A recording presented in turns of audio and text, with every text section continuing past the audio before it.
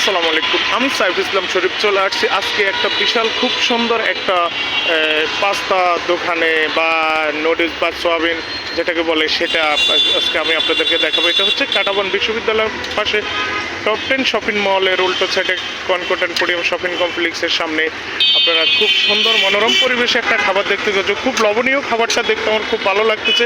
মাঝে মধ্যে আমি এখান থেকে খাই, কিন্তু ঘর আজকে রেসিপিটা দেখে আমার একদম ভালো লেগেছে, তার জন্য আমি একটা ভিডিও করছিলাম এই রেসিপিটাকে।